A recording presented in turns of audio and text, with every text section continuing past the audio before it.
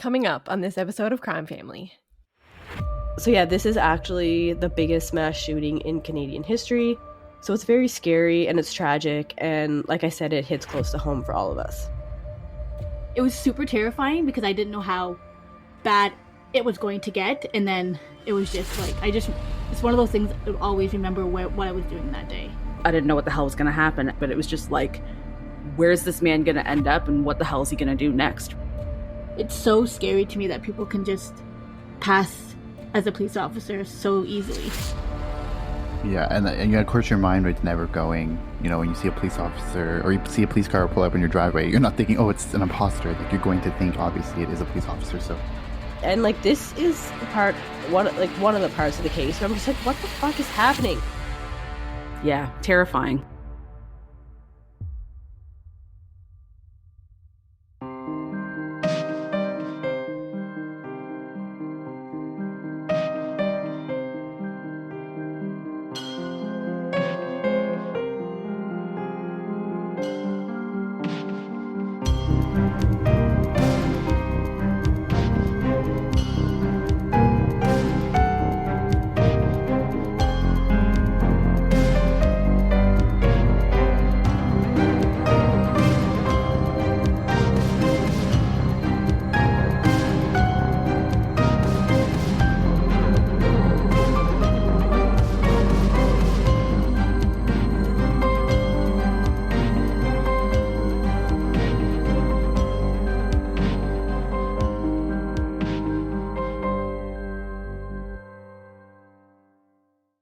Hi everyone, welcome to Crime Family. So this is our season 3 finale. So it's going to be a 2-part finale episode, and I'm your co-host AJ, and I'm here with my 2 sisters Stephanie and Katie, and we do have a special guest for this episode. If you've listened to the podcast back in season 1, you'll remember this guest. So we have Jennifer Knowles here. She's one of my good friends, and she's here to join us for the finale episode. Thank you so much, Jennifer, for coming on the show. We're happy to have you. So for the finale, we're going to be discussing the Nova Scotia mass shooting that happened in April of 2020. I just want to say up front, so this case and the discussion contains intense and upsetting topics such as domestic violence and a mass shooting event, which might be triggering to some listeners, so please use discretion when listening to this episode. And we also wanted to take a moment and dedicate this episode to the memories of those lives lost in the senseless act of mass violence and to their families. Additionally, it is dedicated to the victims of senseless gun violence all over the world, and most recently, the young children killed in the elementary school mass shooting in Uvalde, Texas, and those killed in the mass shooting in Buffalo, New York, just this past May. Our hearts go out to all the victims and their families, and in the show notes of the episode we will be putting links to various resources to support the families of these victims and where to seek mental health and counseling support as a result of gun violence if needed. So Katie will get us started on discussion about this case. So yeah, like we said, this is the Nova Scotia mass shooting, and this case is kind of special because it literally is very close to home for all of us. All 4 of us grew up in Nova Scotia, not exactly in the town where this started, but we all have connections to Halifax and Dartmouth, where I used to live, and Steph and Jennifer still live in the area. It does hit close to home. We're just touching the surface, as there's a lot out there, and there's so much more detail than we're able to cover in our 2-part finale. But I'm kind of glad that we didn't cover this when it first came out, because there was a lot of misinformation that came out at the very beginning. So now, over 2 years later, while there's still a lot of questions, at least more of the truth has been uncovered. So yeah, this is actually the biggest mass shooting in Canadian history. So it's very scary and it's tragic, and like I said, it hits close to home for all of us. I think too, just putting it into a little bit of context, for those, I know we have a lot of listeners in the US who might not be necessarily familiar with Nova Scotia, but Nova Scotia is a pretty small Canadian province on the east coast of Canada, and I think it's just surpassed 1 million in population. So it is very small in population and also very small like geographically. So I think I'm Google mapped it out, and you can pretty much drive from like one end to the other, from like Cape Breton to Yarmouth. It's like about 7-hour drive if you drive straight through. So geographically, it's very small. So it just kind of gives you that feeling of like everyone, even though obviously you don't know everyone, it still feels like when these sort of things happen, or if there ever is any type of like event that happens, it's kind of like your first thought is going to like, do I know any of the victims? Just because it is a very small place. So you kind of feel like, that 6 degrees of separation, it feels much less than that in Nova Scotia, even though obviously you don't know everyone. Our small town we grew up in is like only a few thousand people, but just kind of gives you context for this because you never would expect something, like Katie said, it's the biggest mass shooting in Canadian history. So you wouldn't think something like that would happen in a small little place like Nova Scotia. So I just wanted to like kind of give a little bit of context there. Yeah, and we don't know any of the victims directly, but if we did some digging, we probably know somebody who knows one of the victims or the families. So like that's kind of how close and how small the province really is. So I remember when I first got the news that this was happening, I was sitting in my living room in BC, and even though I was out in BC, of course it still was, terrifying. I first got the notification that there was a shooter in Nova Scotia, and to be honest, I had never heard of Portapique, where this started. But of course I had heard of Wentworth and Enfield and Elmsdale and of course Dartmouth, so I knew all those places, and it was kind of like oh shit, what's happening? So what do you guys remember about how you felt when you first heard about it? And especially like Steph and Jennifer, you guys were in Nova Scotia when it was happening. What were your thoughts? Well, I remember I was on maternity leave and it was April, so the weather was still not as great, but I remember sitting at home and I remember Nick saying something about the shooter going around, and I'm like, what? And at that time there was no like alert, like notification, like how sometimes you get those like big blasts on your phone, but there was none of that. So I was like, okay, what's going on? Like Nick was like, yeah, there's like somebody shooting, and I'm like, okay.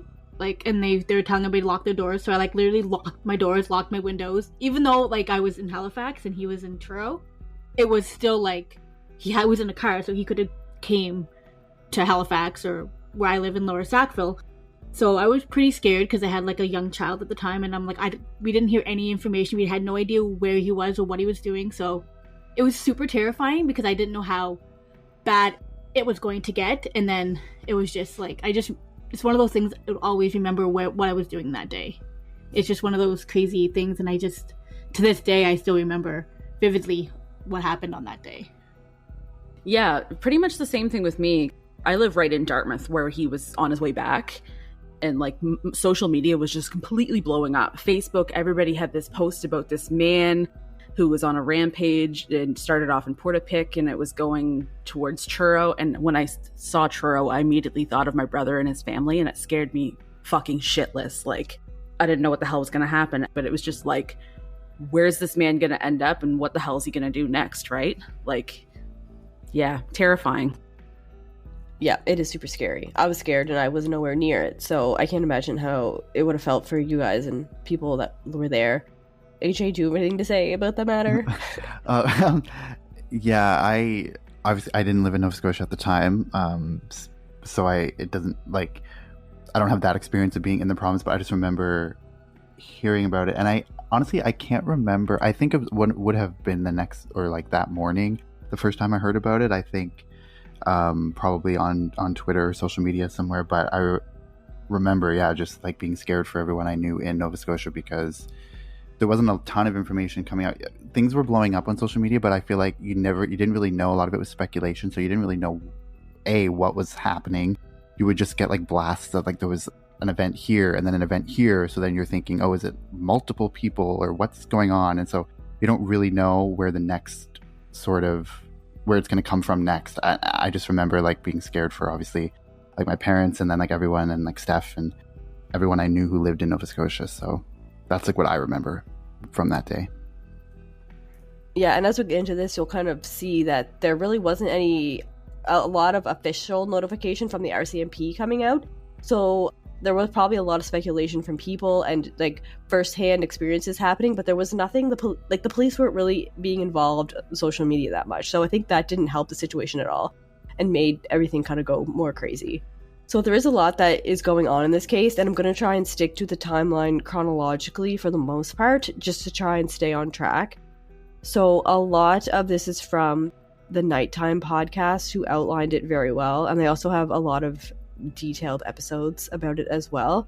A lot of the information also comes from the Mass Casualty Commission report that came out in February of 2022 about this case.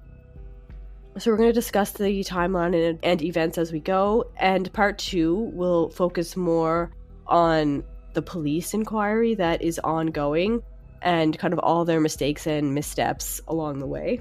A little bit about Portapique. It's in Colchester County, Nova Scotia, and it's super small. It has a permanent population that is less than 200 people, probably closer to less than 100 people, I think.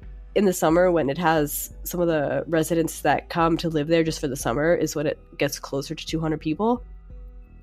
And it has a lot of cottages and kind of like summer homes for people. So one resident named Gabriel Wortman, he had a cottage in Portapique, but he lived most of the time above one of his denture clinics in Dartmouth, Nova Scotia, which is, part of the city of Halifax. And he was a denturist, but he had actually wanted to become a police officer when he was younger. And so a little bit about Gabriel Wortman. According to an article by Michael McDonald for CBC News Atlantic, a relative of Gabriel's said that he was raised in a dysfunctional family and he had a reputation of being a lifelong scam artist and opportunist. Gabriel's uncle, named Chris Wortman, was actually a former Mountie, and he says that it didn't surprise him to learn that Gabriel was the one who committed these horrible killings. Chris said that he never thought Gabriel would go on a rampage like this. Like, that wasn't something that was on the top of his mind, but he always thought that maybe he would kill his parents or kill his common-law wife, Lisa Banfield, one day. And so I just want to say, I remember reading that article too, and that also just struck me very weird that he said that he was like, oh, I just thought he could kill his partner or his parents. Like, it just seems like I don't know. It was just like a very weird thing. Like, I always thought he could do that. It's just kind of weird.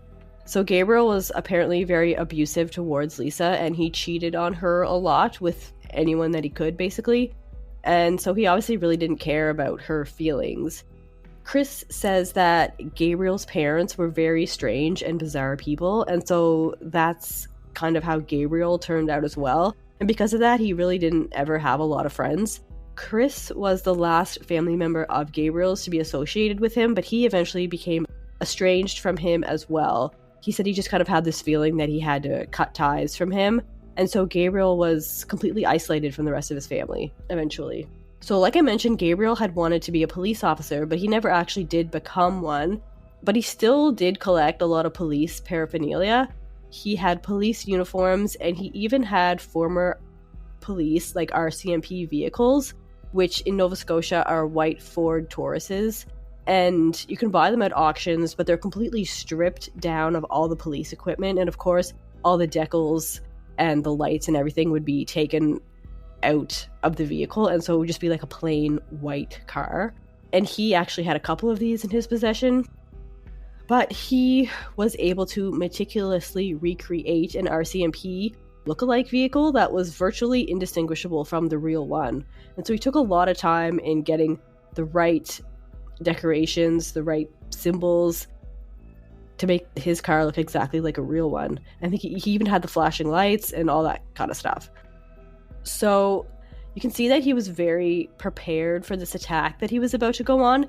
And maybe he didn't plan it out completely, but just the fact that he had planned so meticulously the replication of this vehicle, you can tell that he had put some thought into what he was going to do with that car. And he also collected firearms, and he didn't have a license to own any or most of them. So yeah, that's a little bit about Gabriel. It's a little bit of background. So this whole story starts on April 18th of 2020. And this was Gabriel and his common-law wife Lisa's 19th anniversary. And so this is 2020, and this is when COVID first was getting serious in Nova Scotia, and the lockdowns were starting to happen. And so that may have been a factor into what was going on inside Gabriel's head. Maybe it was affecting him stress-wise or paranoia. Maybe this was just something else that was built onto some of the issues that he was already having. So the Nighttime podcast recounts Lisa's telling of that night, and she says that her and Gabriel were FaceTiming with one of their friends from Maine, and that friend had made a comment because they were talking about how the next year for their 20th anniversary, they wanted to do a formal commitment ceremony, Lisa and Gabriel, and their friend from Maine said, no, don't do it, run. And for whatever reason, she said that, but this made Lisa really upset, and she kind of just left the conversation. But then she came back and she wanted to explain that she wasn't angry at Gabriel. She was angry at her friend for making that comment. But for whatever reason, this just triggered something in Gabriel, and this is where he completely loses his shit. Lisa went to go to bed, and Gabriel follows her into the bedroom, and he rips her out of the bed, and he keeps saying, "It's done, Lisa. It's done."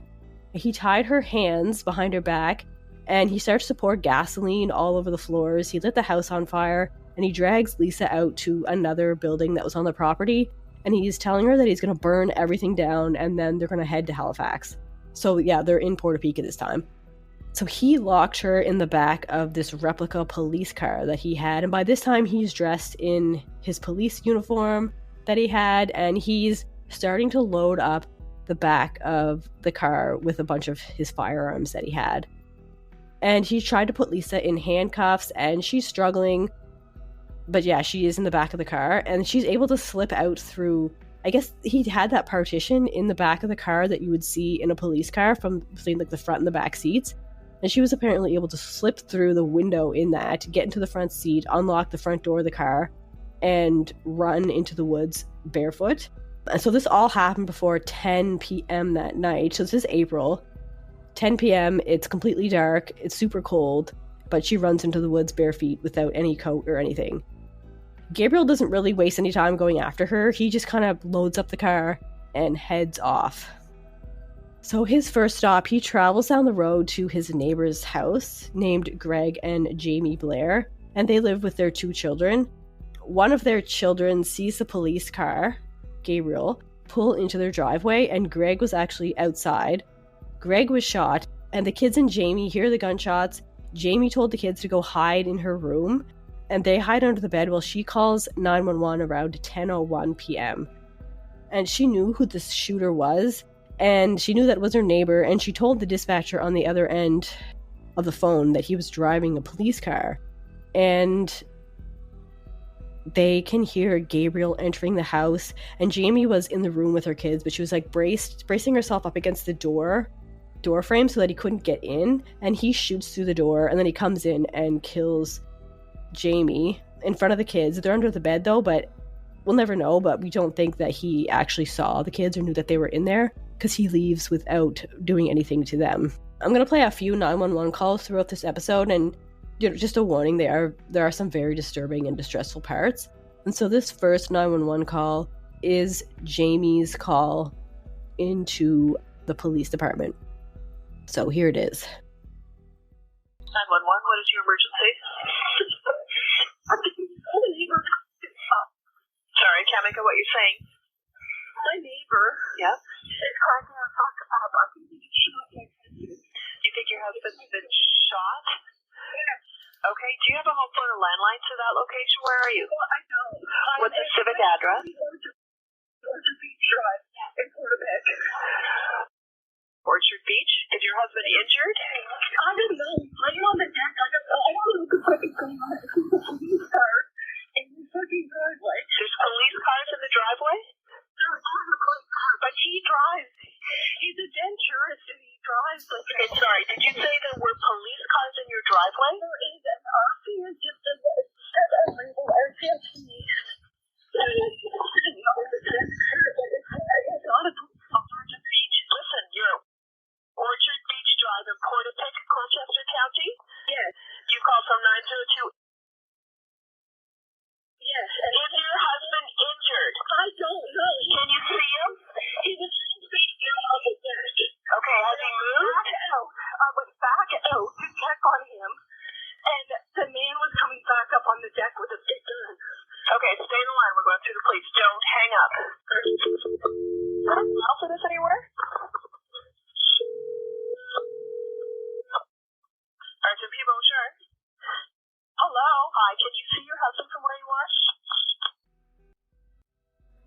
After Jamie is shot, which is where the 911 call ends, Gabriel sets the house on fire, and the two kids that were hiding under the bed, they had moved into the closet, and once they hear the fire alarm going off in the house, they are able to sneak out and run next door to their neighbors, where they also call 911, and they talk to the dispatchers, and they're explaining the situation, and again, they said the man who shot their parents and set their house on fire left in a police car, and the kid that's on the phone, he even says that there was lights and everything on the police car. Gabriel had also killed the owner of that home too, which was Lisa McCulley. They didn't know that at the time that they were making this second 911 call, because she had gone out to see what was happening over next door, and she was shot while she was going to check on her neighbors. So here's a portion of that 911 call. Again, it's, kind of distressful.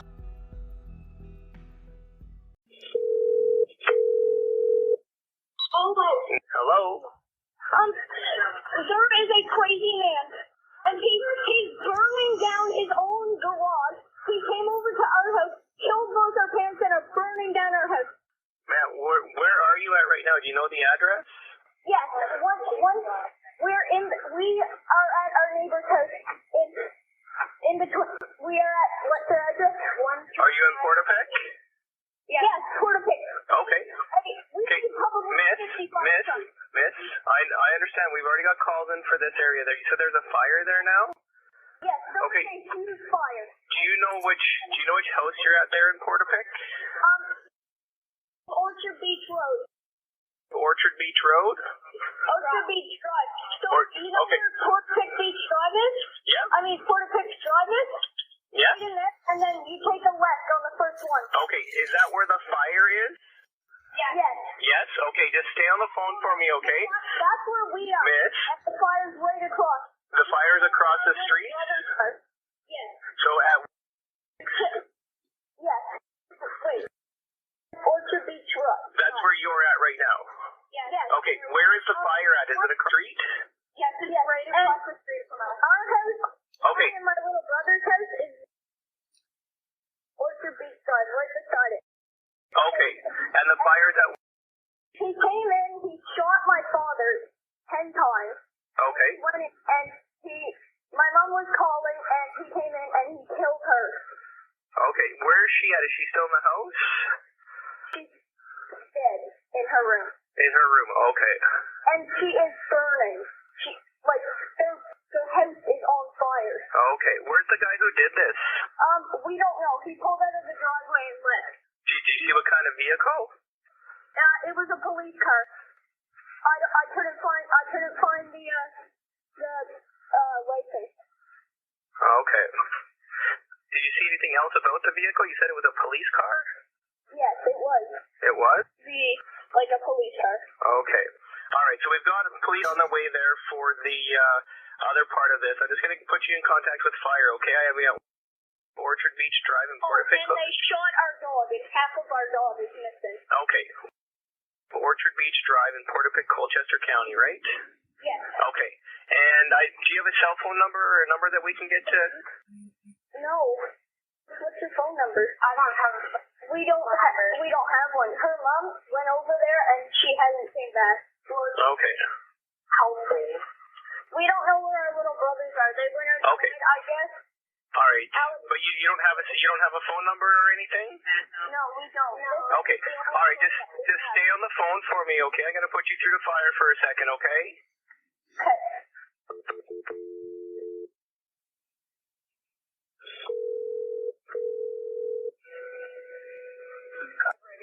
It's 911 Truro for Bass River Fire. Yeah. All right. So we've got a fire across the street from Orchard Beach Drive in Portapic, Colchester County. Miss, just let me talk to him for a second, okay? Orchard Beach Drive and where? In Portapic, Colchester County. She doesn't have a callback number. There was an incident there with a shooting and everything involved, so there are police and ambulance going there as well, but the house was also lit on fire. Miss, just one moment, please. Okay, the secure for fire to go in? Not at this point. We're still getting all of the other resources there. Call me back when it's secure that we can send fire over. Okay, perfect. All right, we'll do. Thanks for our thanks. Bye. Hi, ma'am. Miss, you still there? Sir, it's a sir. Okay, just 1 second, okay? I'm going to put you through to fire, or to police. 1 second, okay? All right.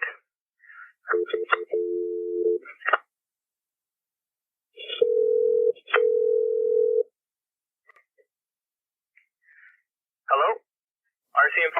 Hi.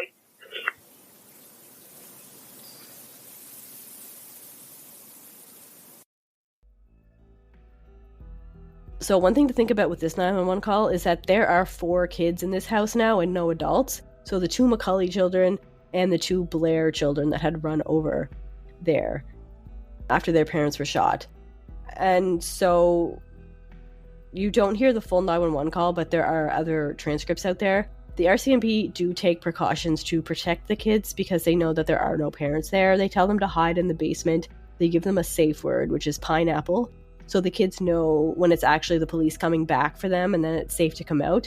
And eventually all 4 kids are driven in Lisa McCulley's vehicle to another location.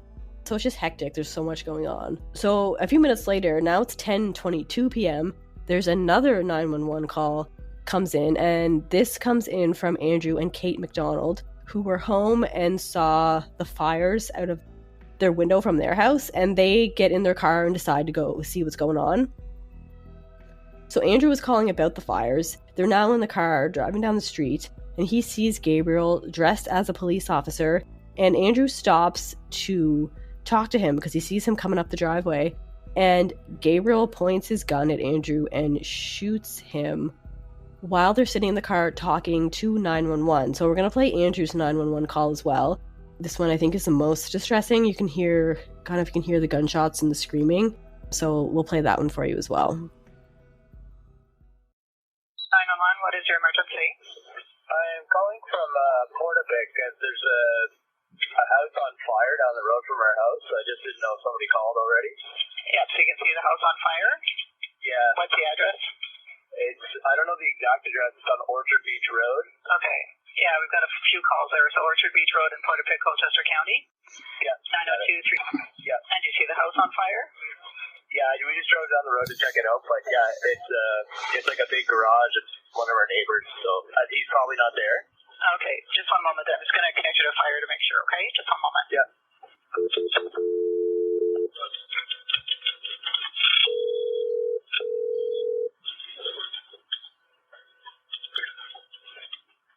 Fire dispatch? 910 calling for a fire call for Bass River Fire.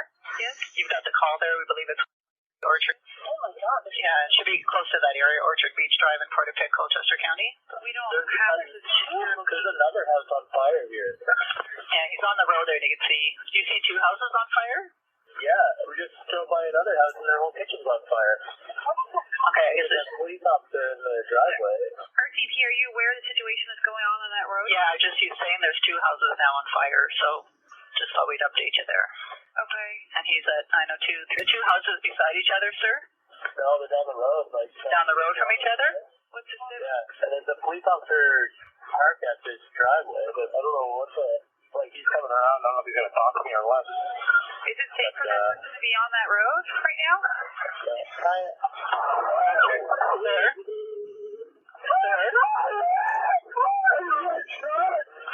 Fire, so you're aware there's possibly a second fire? Their neighbor came and just shot me in the arm. Please help us. 911? So Andrew is shot, but he's only shot in the arm, so he's able to speed away, and Gabriel is chasing after them in his police car. There are other witnesses that report seeing 3 vehicles going at a high speed down the road, and it turns out to be that it's Andrew and Kate in their car, Gabriel in his car, and then there's another car, which turns out to be the family, the Falkland family, and they were just arriving on their way back from a trip to Truro, and so for whatever reason, they're also speeding down the road. So David Falkland says that he remembers seeing a police car in the driveway of another residence that was on fire, and this was the Galechin residence, and David and his family never came into contact with Gabriel, so they were not harmed and were able just to drive home. Yeah, as you can tell, there's so much happening in such a short time. And from the time when Gabriel first started, so after Lisa escaped into the woods and when the police first arrived on scene, This is about 30 minutes have gone by, and throughout this time, like, confirmed that there was at least 13 people had been shot and killed. And we don't have details about every single one of them because there's not a lot out there or known kind of about the timelines or, you know, the police activity during all this. So there really is still a lot up in the air. What do you guys think so far? Yeah, it's crazy to think, like, just the short window, because like you said, it started between the time it started and like up to now where we are in the timeline. Like, it's a very short window. And so the fact that one person could just, it is just crazy in this like small little rural area that this one man could kill 13 people in that short amount of time. And I remember the last time I visited Nova Scotia when I was home, like, we actually ended up going on a drive, and we ended up, like, we just went to the area where this happened. And I remember, like, we drove down, I think it was, what's the name of the Porter Peak Road, or Old Porter Peak Road or something. I remember driving down, and like there was a sign. There was like a fork in the road, but there was a sign, you know, saying, "Please respect the privacy of the families." Like, you couldn't go down this one road where that was where like the house had burned down and stuff. So it just felt very eerie being in there. And like when you were like telling this timeline, I just kind of pictured the roads and kind of the layout of it, and it's just so scary just even hearing you say it back. I couldn't even imagine the people who were there witnessing it or in the area at the time. What I find scary, the most scary part of this whole thing, is how he looked like a police officer. Like, I mean, I know people knew who he was, but like, if you were just driving by him and you didn't know who he was, you would think he was a police officer. Police officers are supposed to be approachable, they're supposed to be nice and kind. Like, it's so scary to me that like that's how he dressed, and people weren't really too concerned, because like when that guy came out of his house to see why the police officer was in his driveway and he just shoots him. Like, it's so scary to me that people can just pass as a police officer so easily. Yeah, and of course your mind was never going, you know, when you see a police officer or you see a police car pull up in your driveway, you're not thinking, oh, it's an imposter. Like, you're going to think, obviously, it is a police officer. So the fact that Gabriel himself probably knew that, and that's how he knew he was going to be able to do this, in large part because he kind of had the guise of the police vehicle and all of that stuff. So it's just very scary.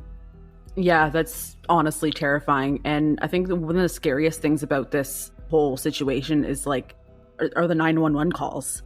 I don't understand how those kids stayed so calm. Like, it kind of blows my mind. Like, if I was a kid and I was in that situation, I don't know if I would ever be able to stay that calm on the phone. It's mind blowing.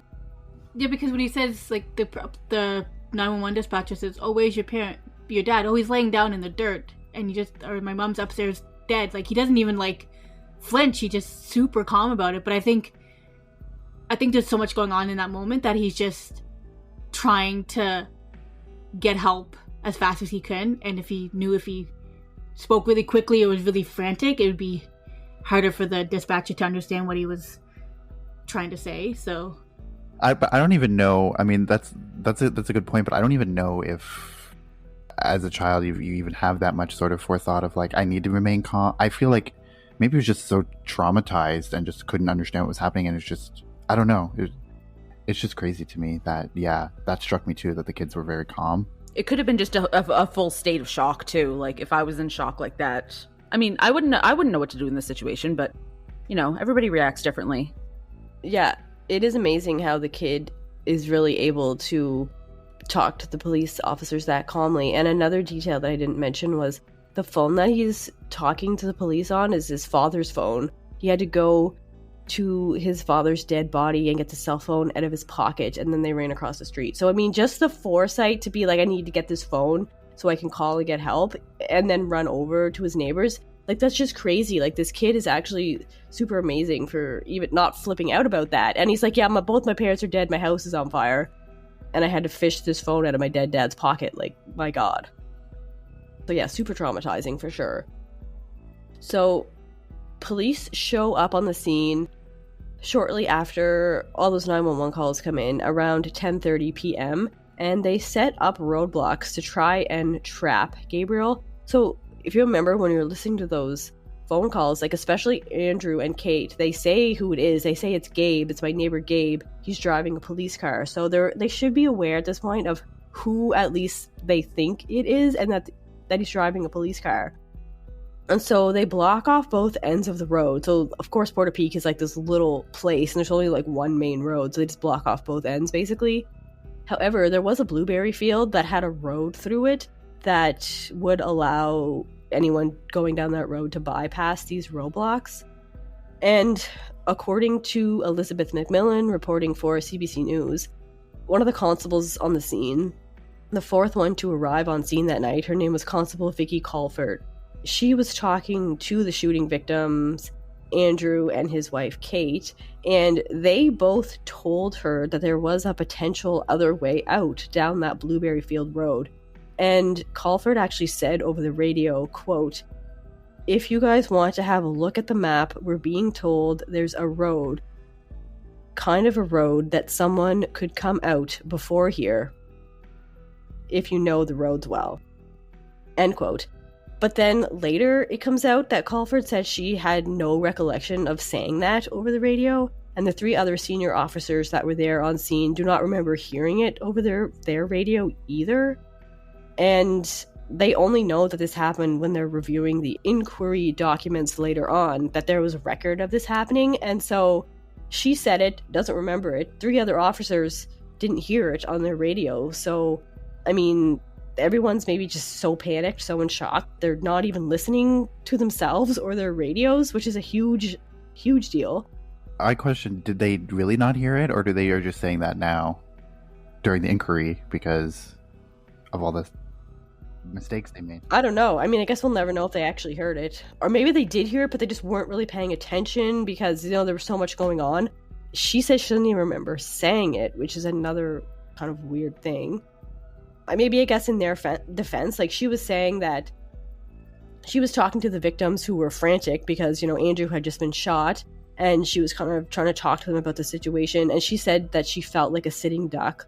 Like, she was just concerned that they were going to get ambushed, that Gabriel was going to come up, sneak up behind them, and just kind of ambush them. So she said she just felt like a sitting duck sitting there and was just constantly looking around every vehicle that pulled up. She was just terrified of who might be in it. So I can see why maybe she wasn't paying complete attention to maybe what was everything else that was going on. But I mean, still, that's 4 people that somehow missed that whole communication. But aren't you, like, trained in situations like that? Like, isn't that part of your training to be able, you know what I mean? Because they are going to, you know, as a police, because there's a police officer that said that, or an RCMP officer, right? Yep. She said it over their, like, little radio they have. Yeah, so I feel like part of you're going to be in those types of situations, maybe not comparable to that, but intense situations. And I know it's a small community, so maybe they're not as used to it, but I still feel like you kind of should sort of be trained to be able to react appropriately in intense and frightening situations. But again, I don't know, like, I guess the points that you made were right. Like, I guess at that point, maybe you're running on adrenaline and you're not going to remember every little small detail or every little thing you say, but but also, like, you're also trained to, like, look at every avenue and every, like, if someone says there's a person in the basement, you're gonna go check that person. You don't just say, if you want to look at this area, you can. It's like, well, you're trained. If someone's telling you something and it could be important, you go look to see, because chances are it could be something that's worth looking at. So you don't just, like, I don't know, you don't just brush it off. Like, if you want to go look at it, you can, but if not, then whatever. But that's just my opinion anyway. I'm trying to play not devil's advocate, but also too, I feel like it's hard because we're sitting here, you know, it's after the fact, knowing what happened and knowing all the horrible things that he did before that, and like we will do later. So it's hard to be like, how could you in that moment not think that? But I guess at the time they're just thinking like it's, you know, one, I don't know. You're not thinking that it's going to be on this massive scale that it ended up being. You might think it's a small, isolated, yeah, there's like 2 fires, but I don't know. I just think it's also hard to put ourselves in their minds because we're thinking of it after the fact. But I don't want to go too easy on them either, because I do think that they fucked up in many, many ways. That's kind of not acceptable. yeah, like, we have the benefit of hindsight here, and it's super easy for us to judge, because, I mean, we're not RCMP officers, we don't know their training, and you can just imagine how stressful it would have been regardless of your status, RCMP or not. So, and I think another point to make is at this early stage, even though they've been told multiple times that it was an RCMP car, I don't think that they're fully convinced that it was a full-on replica. They might have thought that it was mistaken for an RCMP vehicle because they said that they know that Gabriel had those cars and collected those white sedans, but like nobody ever saw that he had a full-on completed car. So they might just be thinking that it's being mistaken for an RCMP car. Also, what's fresh in everyone's mind at this point is the Moncton shooting that happened kind of recently at this point. And they're being told not to put themselves in a situation where they can be ambushed. So not to like block themselves in where somebody could come up in front of them and they have no way out. So I think all of this is kind of fresh in their mind that they don't want to get stuck in a situation like the Moncton shooting because, you know, multiple officers were killed in that. So it's very stressful. There's lots of things at play here. Yeah, and also I don't know if you said, but I feel like we do have a lot of American listeners or people who aren't in Canada. So RCMP is Royal Canadian Mounted Police. It's just our version of the police. If anyone's wondering, we're saying RCMP. So just think of like a police car. When we say RCMP vehicle, it's like a police car that's right. You know, decked out like a police car. Yeah. So I don't know if you said that, but I just wanted to. No, sure. I didn't. Okay. So there's also speculation, and this comes up in the Nighttime podcast, that Gabriel may not have even needed to take that back road through the blueberry field, that he could have just driven right past the roadblocks in his police car, because at this point, like I said, they weren't completely sure that it was an RCMP vehicle. So I don't know if this is true or if this is just speculation, but it was brought up. He could have just driven past everybody. So at this point, the RCMP did start evacuating some of the residents in that area on that same night when they couldn't find Gabriel. And despite the carnage that he had left behind already, like it hadn't even been a couple hours, there's like burning buildings, there's dead bodies. The police only warned the public that there was a firearms complaint in the Portapique area and that the residents should lock their doors. So that's all they said. They didn't mention anything about actual murders and that this guy might be in an RCMP vehicle. They just said there was a firearms complaint. And they did this via Twitter, which has been ripped apart by everybody, I think, that talks about this case. Because, I mean, I don't think a lot of people looked at Twitter for emergency updates. Like, I don't even use Twitter, so if something was happening in my area and Twitter was the only way that they were notifying people, like, I wouldn't have a clue what was going on. And so this was at 11:32 p.m. when they updated Twitter, as their only form of update. Well, and that's the one thing, too, that I can't even wrap my head around. I mean, yeah, we have the benefit of hindsight, but I can't even imagine at the time how they could think that putting it on Twitter was enough. Like, to me, I can't even think of why they would even assume that Twitter was the go-to way. Like, we have those alert systems for a reason or some other way. They have to understand that not everyone has Twitter, and even if you do have Twitter, like, not everyone's going to be on it at 11 p.m. at night to be aware, you know? I just think it's a very weird decision to make in the moment. Yeah, that might be their way that they notify the public about everything, though, and this was just another thing that they were using Twitter for. But a good point that was also brought up in the Nighttime podcast was, like, this Portapique is really out in the middle of nowhere, and so a lot of people probably didn't even have stable Wi-Fi to go onto Twitter, even if they wanted to. So, I mean, it's like, even if they knew Twitter was where they had to go, they probably couldn't even get there very easily. So it just was not a good idea. But I mean, this is still only a couple hours into this whole rampage. Because that was 11:32 p.m. that they sent that Twitter update. Yeah, so like I was saying, they didn't mention anything that he could be potentially driving a car that looked like a police vehicle. Like, they didn't have to say it was a full-on RCMP car, but they didn't even say anything about what he was driving. Obviously, the roadblocks that they had set up had failed, and around 11:12 p.m. on April 18th, later they find this out, Gabriel is seen on security footage, that is obtained later. He's pulling into a garage parking lot in Debert, which is a nearby town, and this is where he spends the night in his car. So he has gotten out of the area, but the police roadblocks are still there, hoping that they're going to find him. The police are looking into the speculation that he could have a stolen police vehicle, but they do confirm that it is not one of their cars that has been stolen because all of their RCMP cruisers are all accounted for. And so they're, at this point still, probably not thinking that it's an exact replica and that maybe people are just mistaking it for a police car. And they did find out that he did have a white Ford Taurus that had a band of reflective tape down the side. So they were thinking that maybe, since it was super dark outside, maybe if people saw this in their driveway, they might think it was a police car. I don't know if that's a good explanation, but that's what they were thinking. And that kind of makes sense. Like you were saying before, how similar it was to an RCMP car. Like you would never think that somebody would be able to pull it off to look exactly like it. So you are going to think, oh, they're saying it's an RCMP car. It must just be, like you said, that white car with like the thing down the side. It's like, oh, that must be what they thought was an RCMP vehicle. Like you're not going to think that it's that close of a replica that it actually was. Yeah, and when you're listening to those 911 calls, the people say it's a police car, but then some of them, like the dispatchers are like, is it a police car? And they're like, well, it looks like a police car. It's like, yeah, I think it is. So like they're not 100% saying it is a police car.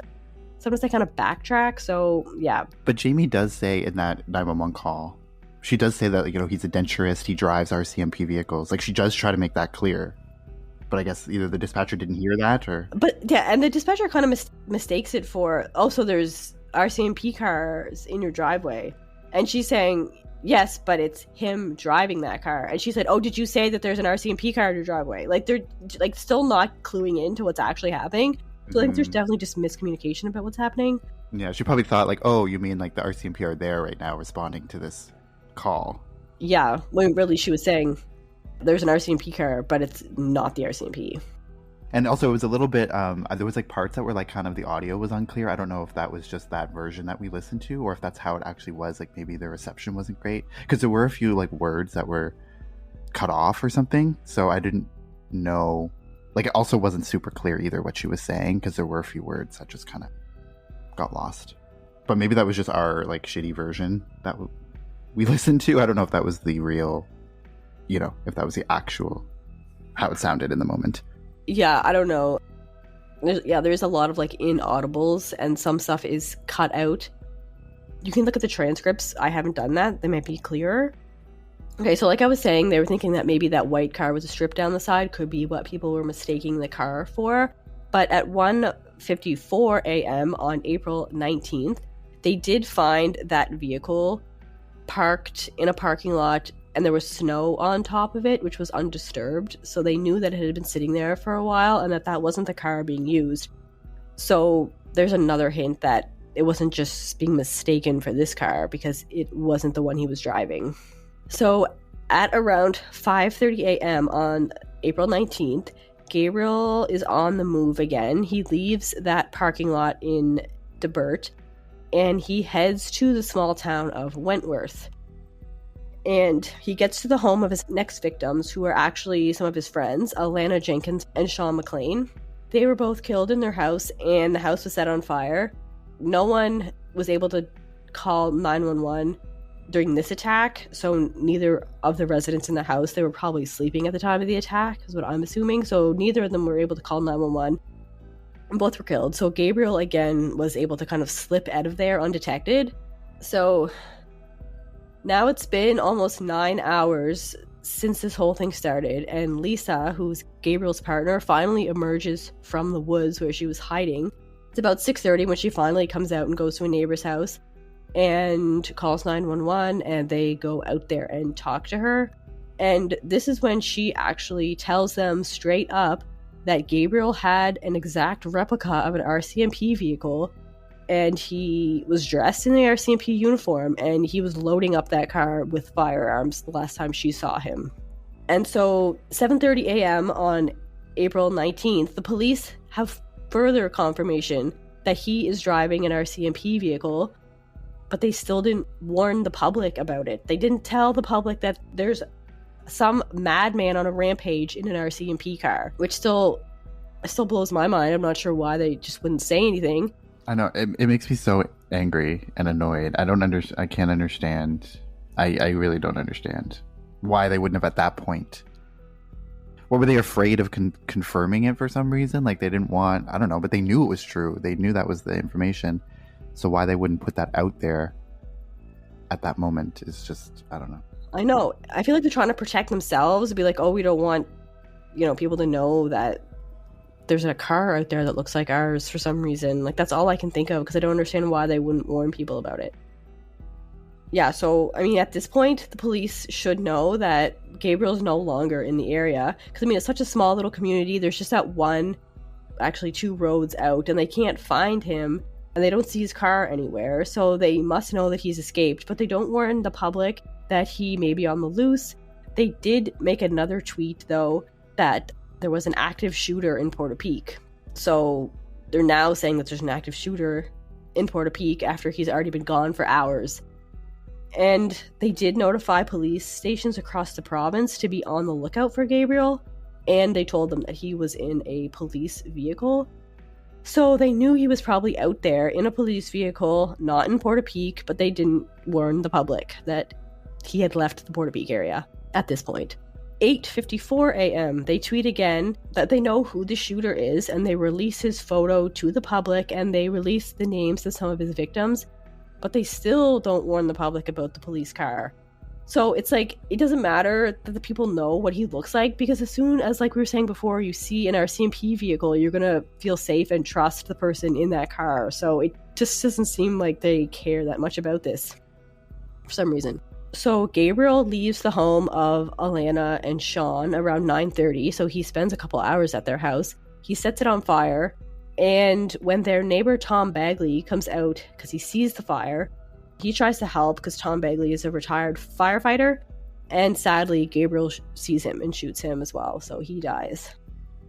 9:32 a.m. is when the next 911 call comes in from another neighbor about the fire and the shooting that she mentions seeing. So I guess she saw what was going on. 9:35 a.m., another 911 call comes in, and this caller says that she saw a police car leaving the scene of the fire, and she also reports seeing another one of her neighbors named Lillian Hislop on the side of the road just laying there not moving.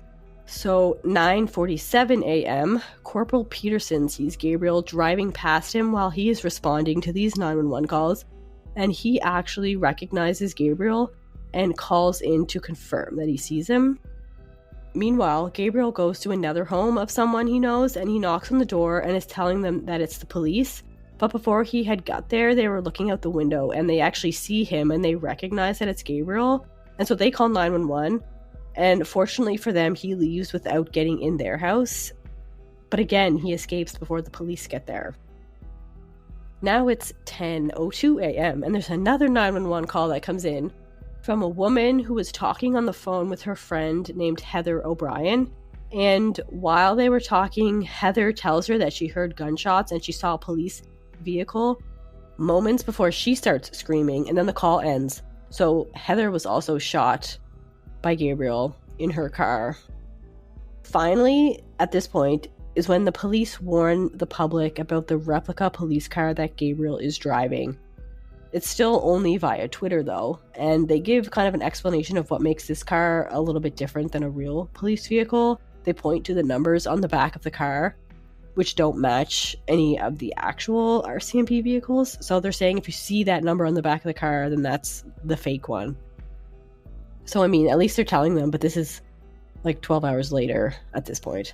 I mean, I guess then that's all that, they can put out the number, which is good, but I guess realistically, who's going to get a good look at the number necessarily on the car, Like, I don't know. I feel like, I guess that's like the only way to like sort of identify it from other RCMP cars, but I feel like, if the car's pulling up next to you or, you see it from a distance, you're not necessarily going to see the number on the side necessarily. So even that's kind of hard to, determine. By the time you can see what that number is, they're already right beside you. Yeah, like you're only going to see it when you're really close to it, and if you're really close to it, it's not going to be good. Yeah, exactly. So, like, I still can't wrap my head around how they just didn't alert the public about the vehicle, like, only until like 12 hours after the fact. But by that time, it was almost too late because of the damage that had already been done. Like, I don't know why they just didn't alert the public. I feel like this could have been a better way of alerting the public. I mean, we literally have like national alerts or like alert things on your phone for a reason. Those Amber alerts that you get on your phone, it's designed for situations like this. So the fact that they're not even using that in this situation is really crazy to me. Yeah, I want to say that maybe they didn't know the severity of the situation, but they totally did at this point. There was like 13 people already dead, and they knew that he was in a police car, so they knew it had to get worse from here. So I don't know what their excuse is. So maybe this will come out in the public inquiry about why they fucked up so bad. So yeah, like I mentioned earlier, some of the Portapique residents were actually evacuated early on, and they were staying at the Onslow Belmont Fire Hall.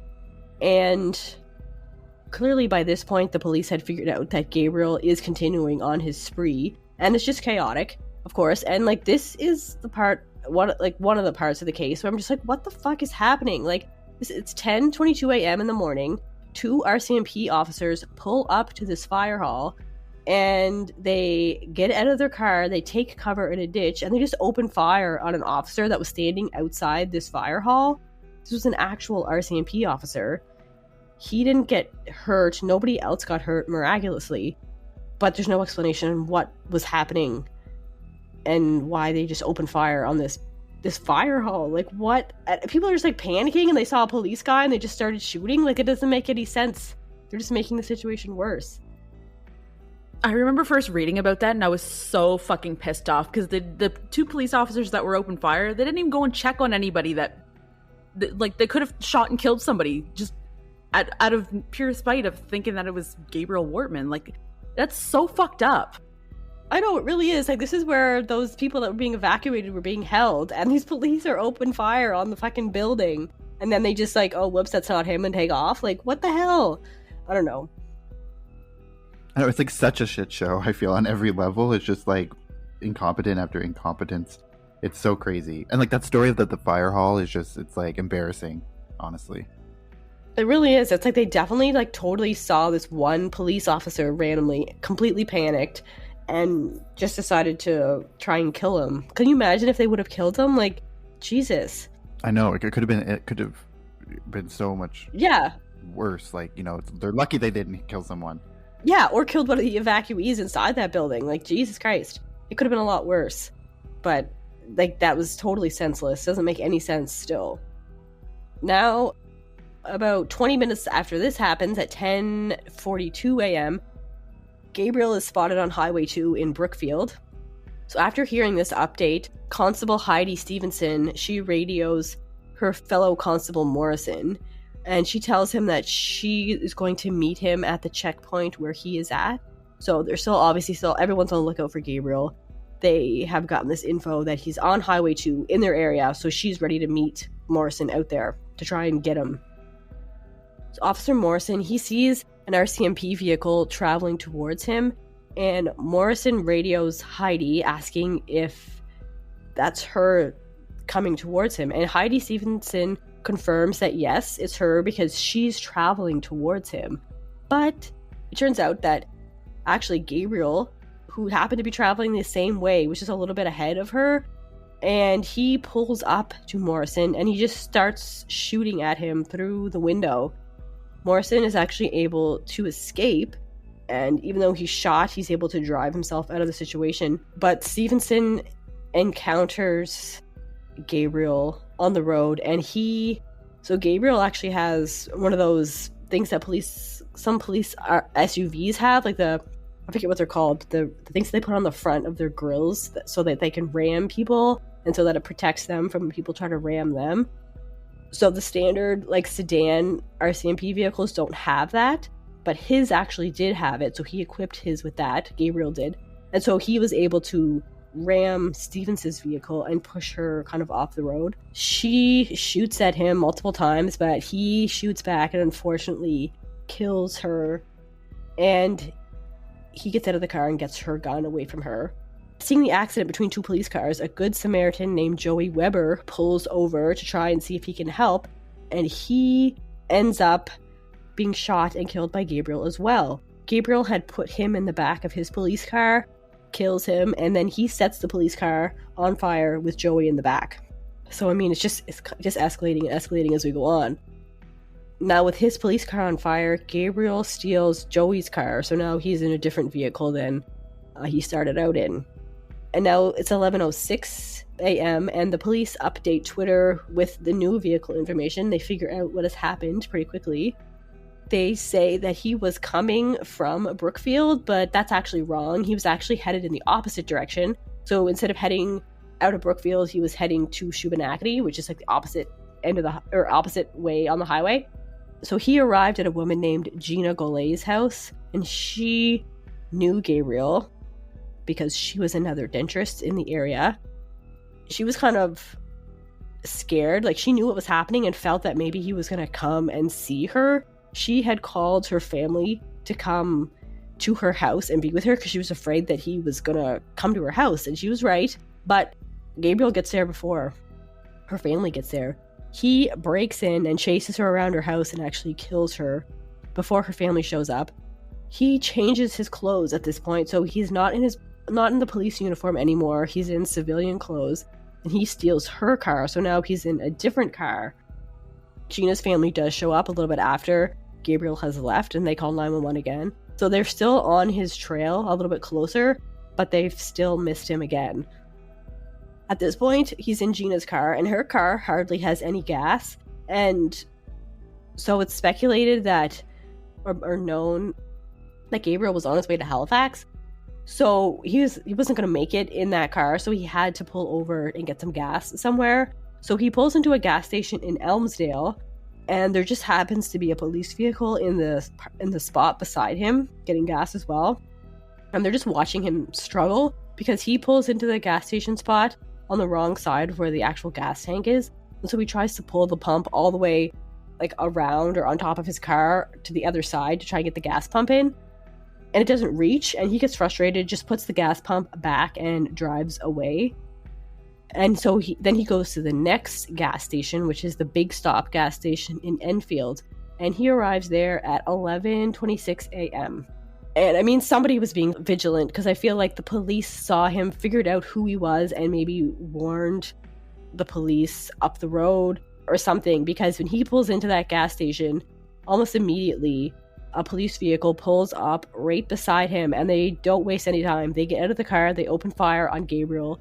He is shot multiple times. I mean, he's probably dead at this point, but they pull him out of the car. They handcuff him while he's like dead on the ground. And they just kind of let him bleed out on the pavement. And he's dead. That's the end of it. And the police do another tweet, and they say that Gabriel has been caught.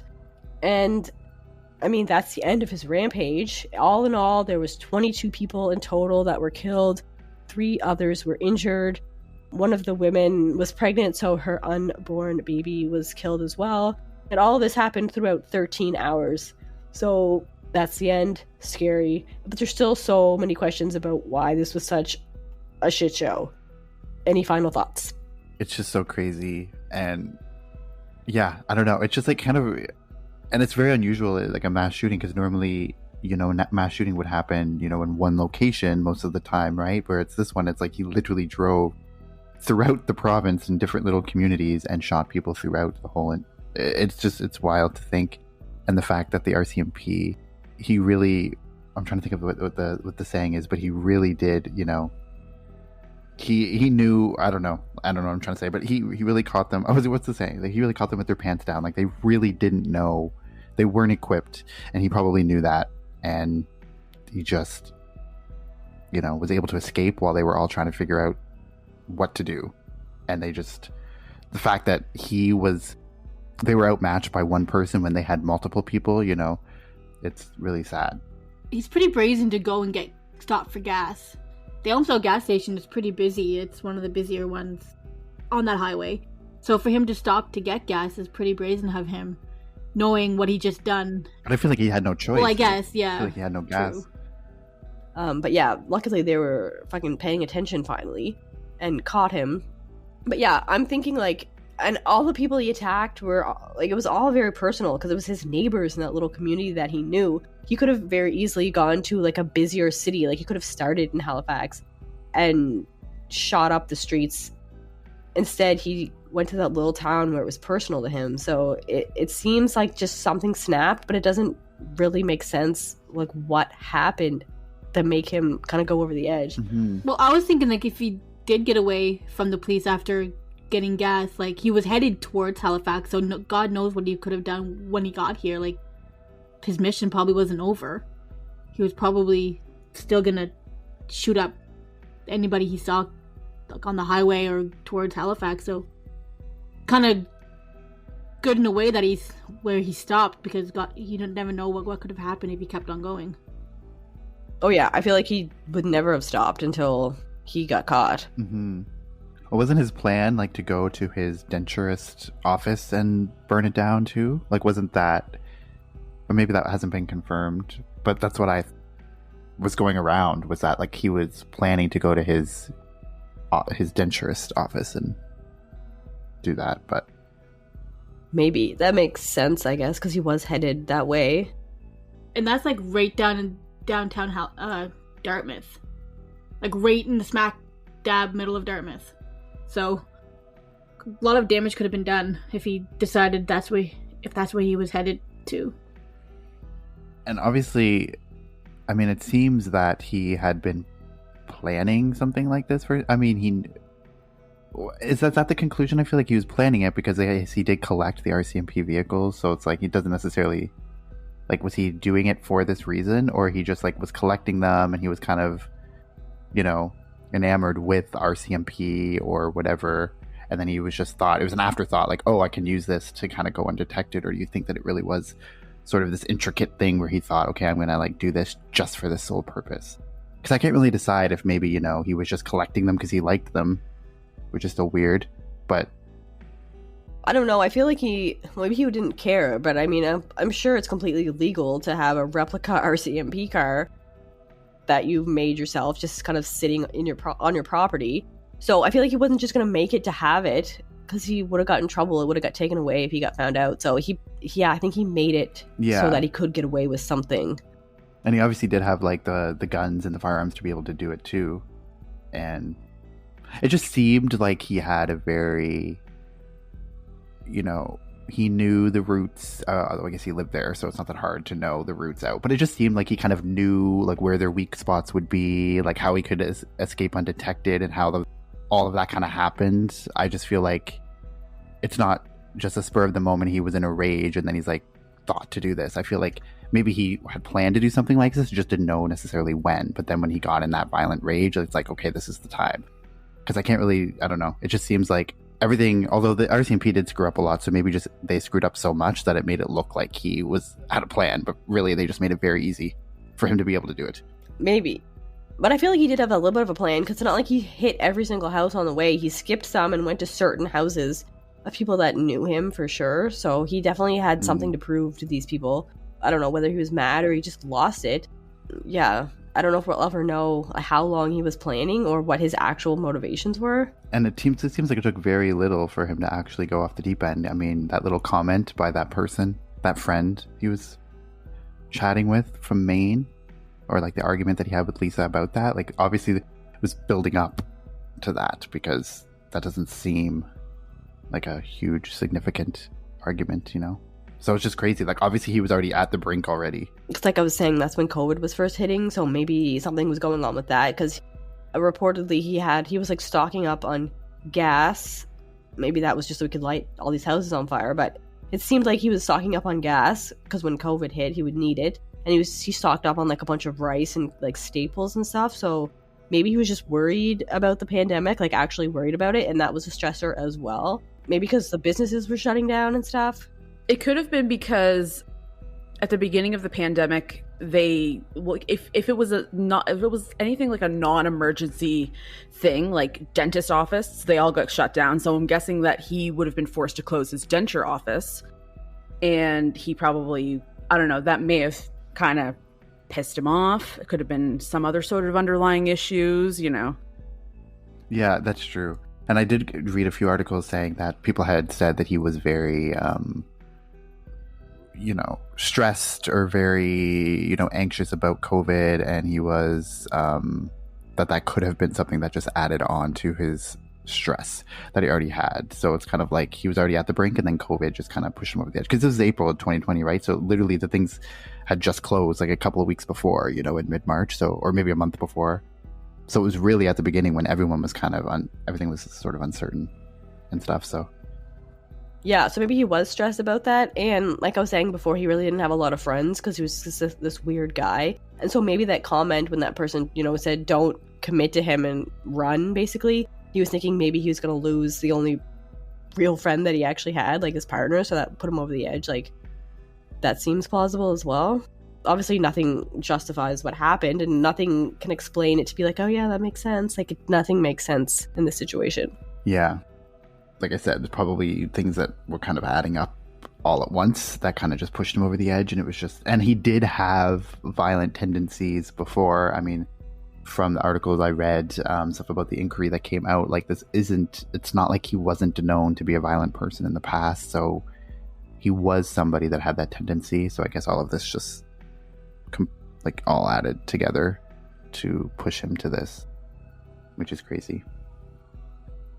So yeah, now that we kind of have the timeline a little bit, so this is where we're going to end part 1, and then in part 2 we're just going to continue our conversation, talk a little bit about the inquiry into the RCMP that resulted from this, so we'll get a little bit into that in part 2. So thank you so much for listening to part 1, and we hope you are enjoying our discussion of this case. So yeah, definitely join us. Part 2 is going to be coming out today as well, so keep on listening, and yeah, we'll see you on part 2. So thank you for listening so far, and yeah, take care. We'll see you in part 2.